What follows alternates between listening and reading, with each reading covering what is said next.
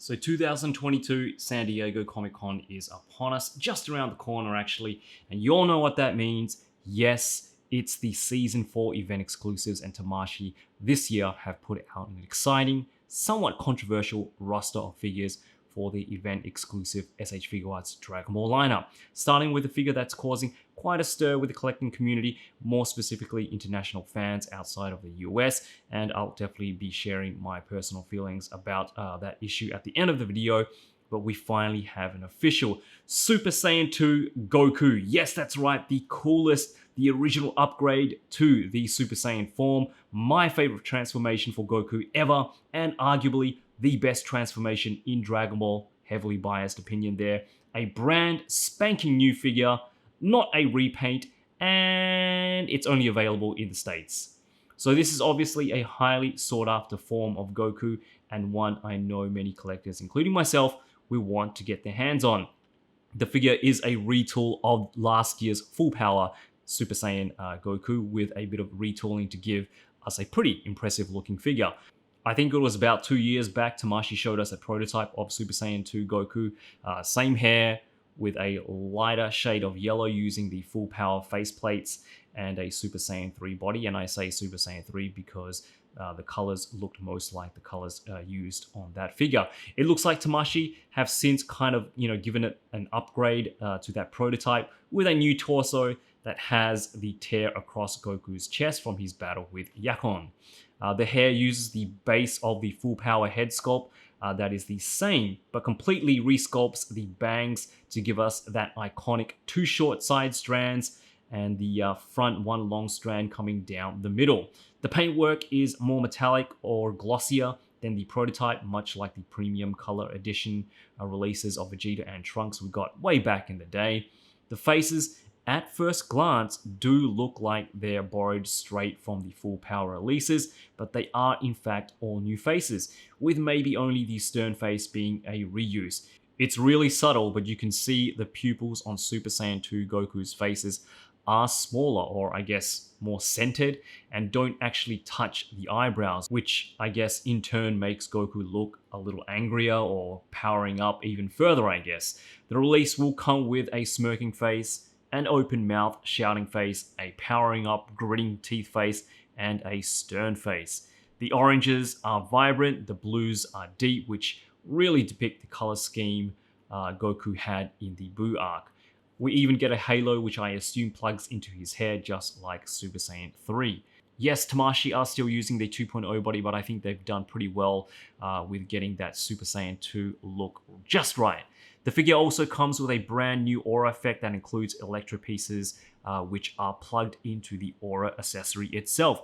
Here you can see how it's plugged in there from the side, which looks great, and I'm really happy Tamashii have given us something new here that is what I think a necessity when it comes to the Super Saiyan 2 look.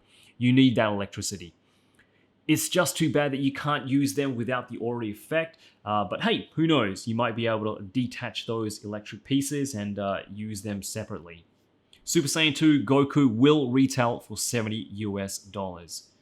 Next, we have another figure I personally need in my collection, a sort of mini grail, so to speak, and that is the ever exclusive, ever elusive Android 16. This is another figure which I think many collectors missed out on. It's an older figure, but it's definitely one that has held up over the years, and probably one of the more unique in terms of design to come out from the Dragon Ball SH Figuarts line. Android 16 is a straight up repaint of the original release with a different shade of green. I guess it's more muted, but the main difference are in the faces. The paintwork or the printing on the faces for this exclusive look phenomenal, and whilst the original wasn't necessarily bad, this is, at least in my opinion, a definite upgrade. As many of you know, Android 16 on the aftermarket commands a hefty price tag, and even with the release of this exclusive, I think will still retain its market value. This is a great chance for collectors to get their hands on this beautiful figure, and a great choice on Tamashii's part, which I think will look fantastic together with the other exclusive Androids that came out, I think, a year, 2 years ago now. Android 16 will retail for $65 US. The next exclusive in the line is one I believe will get a regular release at some stage in the future, as Evil Boo is set to be released later this year, I think in November. Still, giving Fat Boo or Good Boo a simple repaint, glossy yellow gloves and boots, I think falls in line with what event exclusives essentially are. Again, if you missed out on the original, here's your chance to pick it up at a reasonable price if you are attending the event.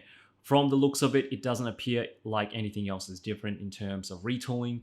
Boo gets a new lick of paint, and whilst he probably isn't as high on many collectors' want lists as the other two releases mentioned, it's still a pretty solid choice if you missed out on the first time. Boo will retail for $85 US.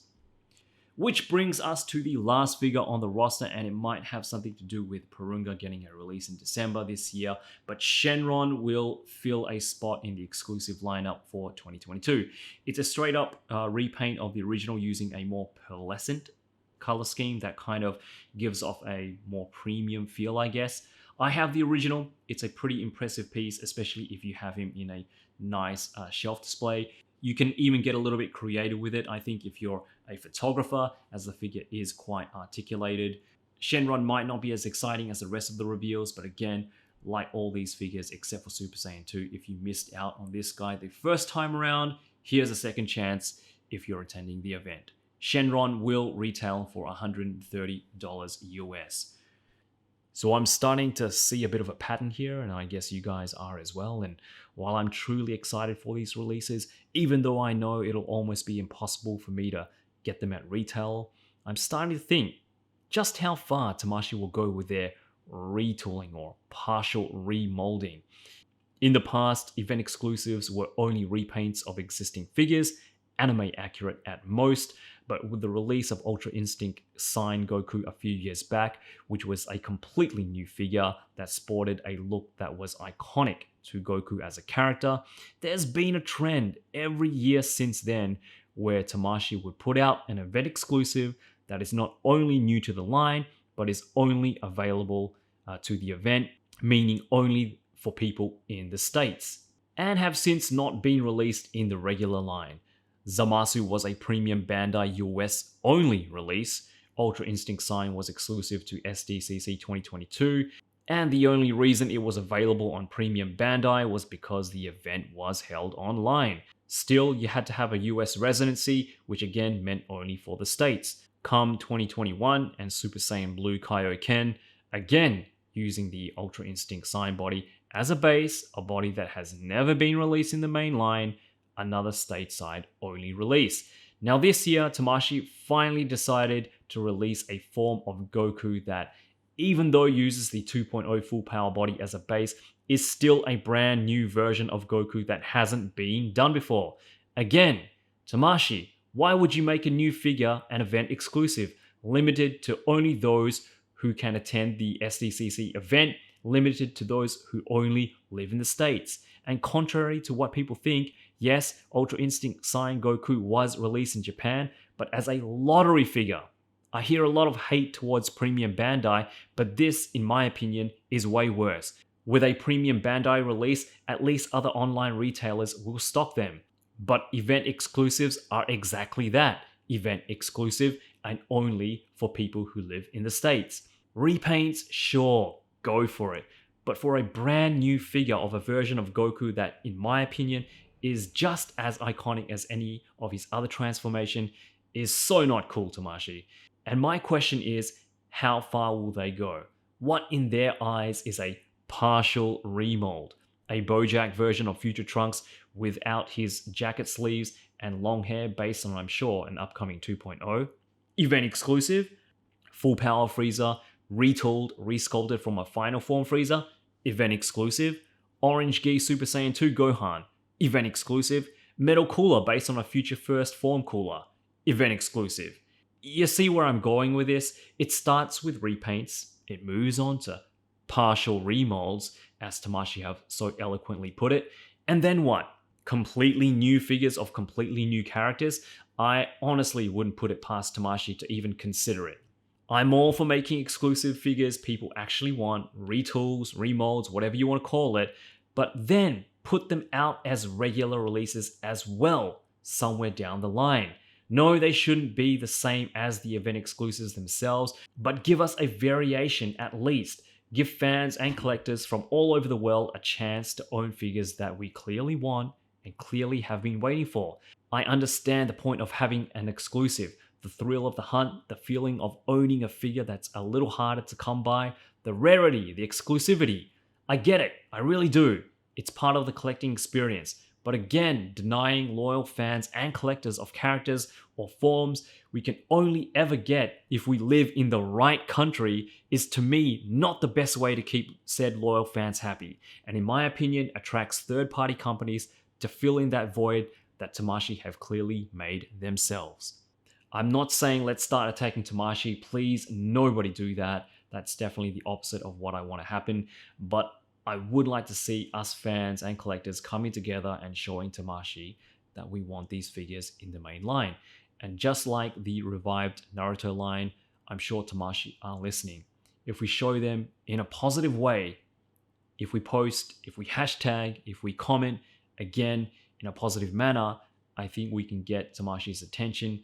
And going back to the Naruto line, I think we can get Tamashii to do something about giving us a Super Saiyan 2 Goku, a battle damage blue shirt Goku in the main line.